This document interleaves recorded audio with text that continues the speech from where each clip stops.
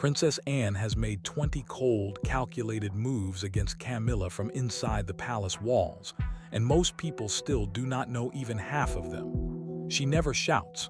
She never leaks to the press. She never throws tantrums, creates public drama, or makes a spectacle of herself.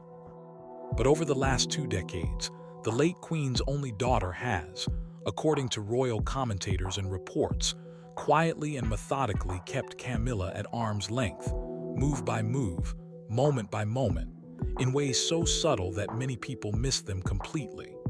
And the palace can do almost nothing about it, because Anne is not some distant relative or decorative royal. She is Princess Anne, the Queen's daughter, a senior blood royal, and a woman whose authority, discipline, and standing inside that institution carry enormous weight.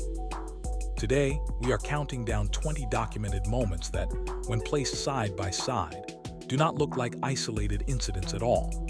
They look like a long, deliberate pattern. From the written exemption she reportedly secured from her own mother in 2005, to the chilling remark she was said to have made to Camilla's face the night before the coronation, a remark that allegedly left the room in stunned silence. Each moment adds another layer to the picture. And one of these moves involves a relationship Anne has kept alive for more than half a century, not merely out of affection, but some believe, as a lasting reminder of a history Camilla can never erase. By the time you reach the final point, the full image comes into focus. Because once you see the full 20-year timeline laid out piece by piece, one thing becomes impossible to ignore.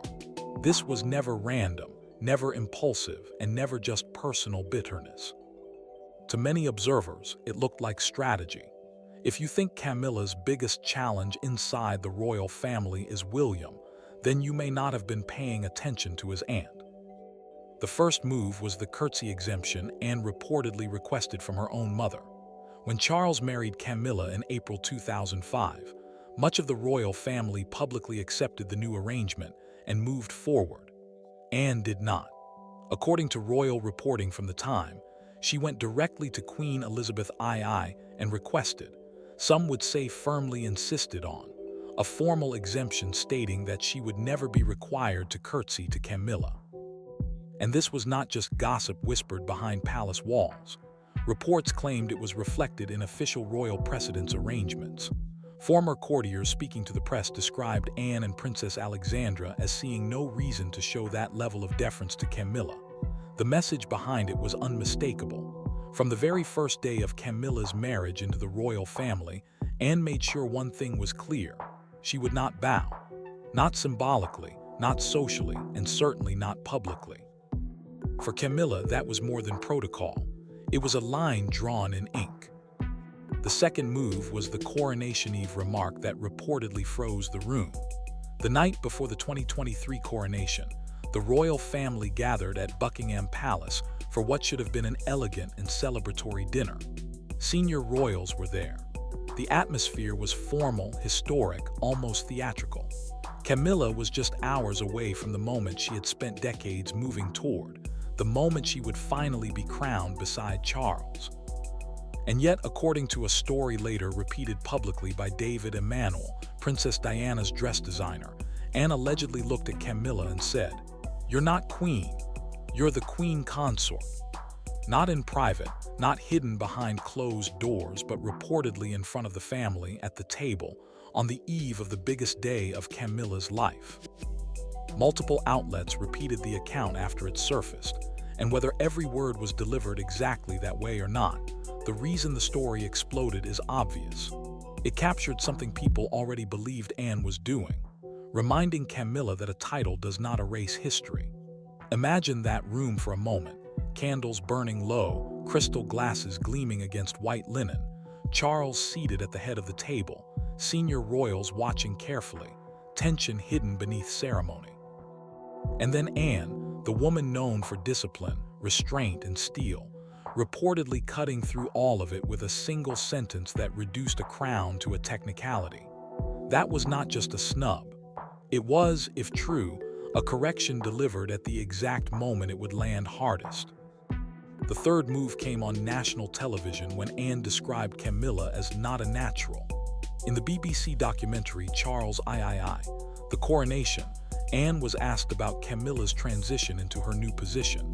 Millions were watching, and every word mattered. Anne said the role was not something Camilla would have been a natural for. She did soften the comment afterward by praising Camilla's understanding of the role and saying her adaptation had been impressive. But by then, the first 3 words had already done their work. Not a natural, 3 restrained words. No shouting, no insult, no scandalous language, just a polished sentence that still managed to say everything. It was the kind of remark Anne specializes in, formally polite, publicly defensible, yet sharp enough to leave a mark. Beneath that calm phrasing was a reminder that Camilla was never shaped from birth for this institution in the way Anne was. Anne praised her, yes, but she also defined her, and she did it on the BBC. The 4th move was hidden inside 3 deceptively simple words: off and on. In that same documentary, Anne described her relationship with Camilla in a way that sounded harmless at first. She said, "I've known her a long time off and on." That phrase mattered. Not for decades, not for many years, not "we've always known each other well." Off and on. A small phrase, but a loaded one. To many viewers, it sounded like Anne was choosing words that subtly reflected the messy, stop-start history of Camilla's presence around Charles. A presence that came and went through years of scandal, heartbreak, and public fallout. Anne has never been careless with language, and that is exactly why people noticed. The 5th move was the deep freeze that reportedly lasted for years. According to royal biographers and insiders, Anne's attitude toward Camilla in the early years was not loud hostility. It was something colder, a sustained frost. Biographer Angela Levin described Anne as maintaining an extremely chilly attitude toward Camilla, while other royal insiders said Camilla found Anne's manner difficult and even unnerving to deal with over time. Think about that for a second. Camilla endured decades of tabloid attacks, public outrage, and relentless scrutiny. Yet the silence and icy distance of Princess Anne reportedly unsettled her. Not because Anne screamed, not because Anne humiliated her in public, but because Anne did something harder to fight. She withheld warmth. And sometimes in royal life, that sends a louder message than words ever could. The 6th move was not a line Anne spoke, but a system she knew how to use. From 2005 until Queen Elizabeth II's death in 2022, royal precedence rules meant that women born into the royal family, including Anne, Beatrice, and Eugenie, ranked above Camilla under certain circumstances. In practical terms, that meant that when Charles was not physically present, Camilla could be expected to defer to blood princesses higher in the order. That arrangement lasted 17 years. 17 years of state functions, private gatherings, and formal encounters shaped by a system that reminded everyone exactly where Camilla stood. And Anne knew how to operate within that system better than almost anyone alive. In royal life, protocol is not just etiquette. It is power written into movement. The 7th move unfolded in front of the cameras at the Commonwealth Day service in Westminster Abbey. It is one of the most photographed royal events of the year. Every entrance, greeting, nod, and curtsy is captured from multiple angles. Other royals offered the expected courtesies, but Anne's interaction with Camilla immediately drew attention. Commentators and tabloids seized on the moment, claiming Anne appeared to move past without offering the kind of visible deference others had shown. Whether one sees it as a snub or a subtle choice, the reason it made headlines is simple. When Anne does less than expected, the whole world notices. Because with Anne, even restraint becomes a statement. The 8th move came later at a University of London engagement, where Anne and Camilla appeared together again. Reports focused not on a dramatic confrontation, but on body language, a battlefield in its own right inside royal life. Observers said Anne seemed stiff, formal, and emotionally closed off. Body language analysts claimed her posture created distance, a kind of invisible wall between herself and Camilla.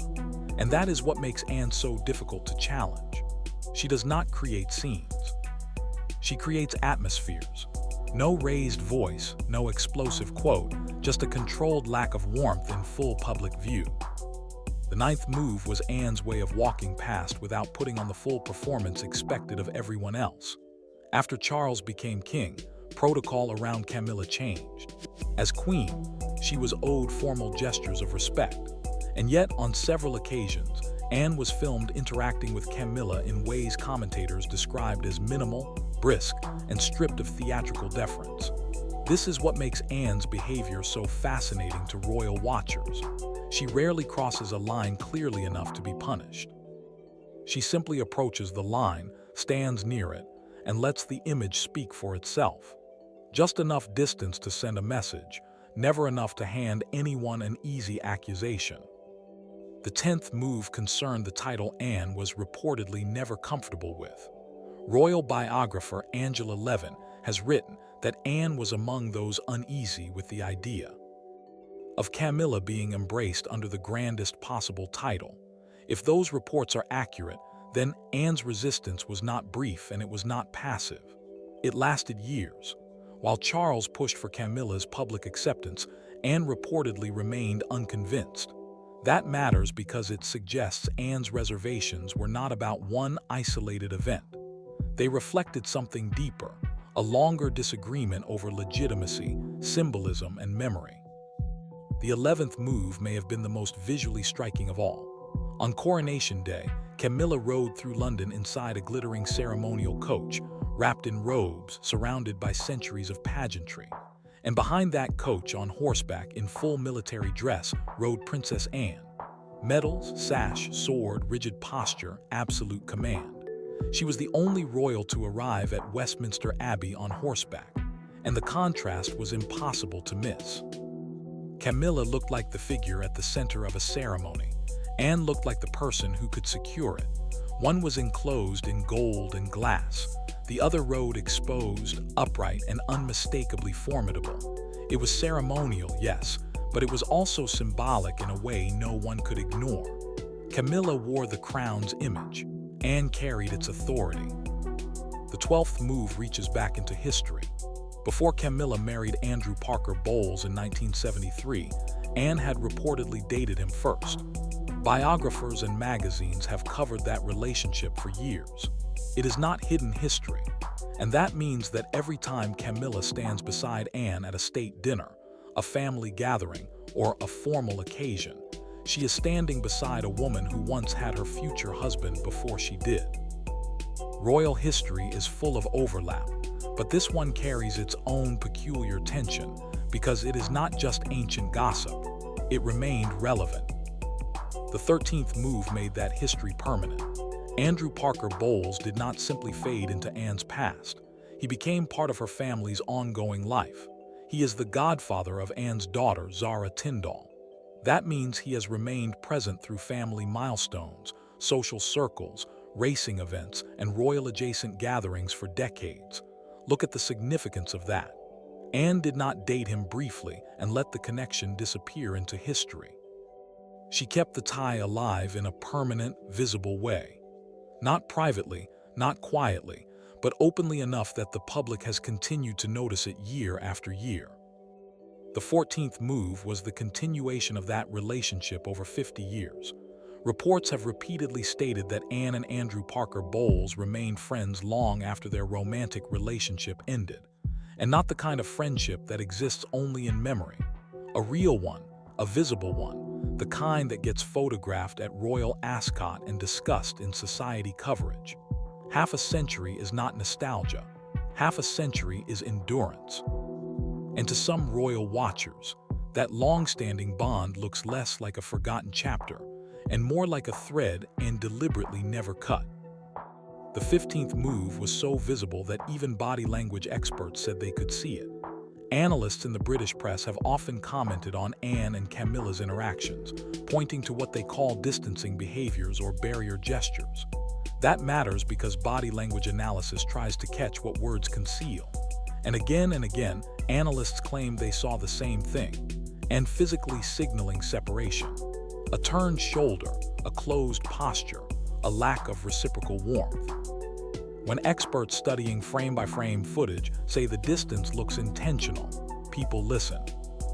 The 16th move may be the most revealing of all, because according to some royal accounts, Anne did not begin showing even modest warmth toward Camilla until after Prince Philip's death in 2021. Think about that timeline. Camilla married Charles in 2005. Philip died in 2021. That is 16 years. 16 years of shared rooms, shared events, shared national ceremonies, and reportedly no meaningful softening until the monarchy entered one of its most fragile periods.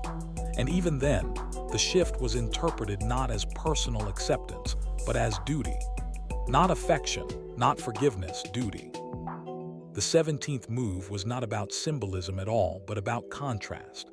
Anne is consistently described as one of the hardest-working royals of her generation, often the hardest-working royal, full stop. Year after year, her engagement numbers are enormous. Hundreds of official events, endless travel, constant duty. No fuss, no self-promotion, no glamorous campaign to sell the image. Just work. That creates a silent comparison with everyone around her, including Camilla. Camilla may have the title, Anne has the record, and in a family built on service, that contrast speaks loudly. The 18th move came at Queen Elizabeth II's state funeral, where the symbolism inside Westminster Abbey was immense. There sat Anne beside Camilla, the daughter of the late Queen, seated shoulder to shoulder with the Wom, and whose place within the family had been contested for years. The woman who had reportedly received the benefit of the Queen's eventual public endorsement, and Anne, who had never been known for emotional theatrics, sat there in silence beside her. No speech, no confrontation, just history, grief, rank, and unresolved tension compressed into one image. The 19th move shows that this story extends beyond Anne herself. Zara Tindall, Anne's daughter, has also maintained a visible connection with Andrew Parker Bowles over the years. Photos, racing events, public appearances, the link continues across generations. That means the Parker Bowles connection did not end with Anne's youthful relationship. It moved forward into family life and into the next generation. And notably, those relationships do not revolve around Camilla. And now we arrive at the 20th move, the one that makes everything else impossible to dismiss as coincidence.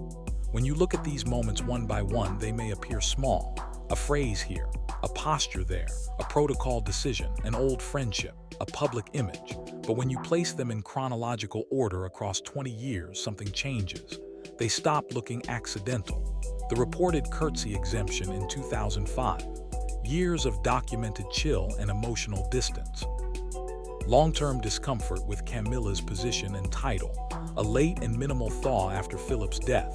The funeral seating. The Coronation Eve remark. The BBC's not a natural. The public moments where Anne's restraint becomes impossible to miss. The lifelong Andrew Parker Bowles connection that never disappears. Suddenly, it is not a scattered set of anecdotes anymore.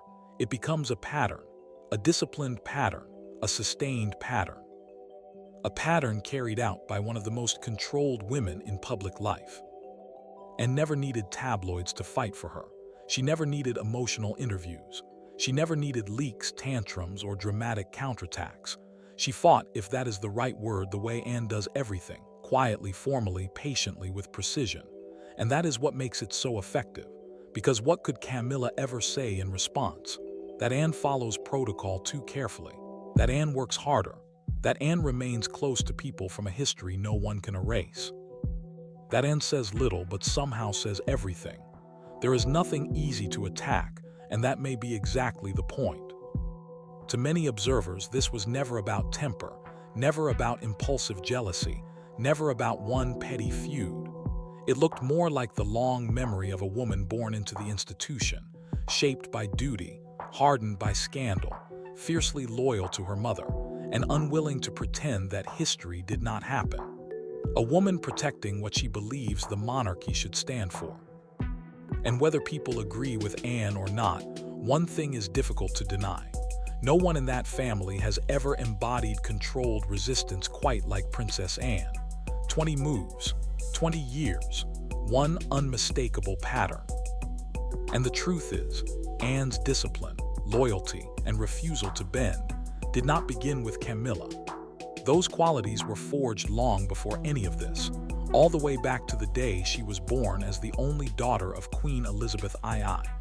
If you want to understand why Princess Anne became one of the most respected and quietly formidable royals of her generation, then that is the story you need to hear next. If you want, I can also make this even more cinematic and addictive for YouTube narration, while still keeping it in paragraph form.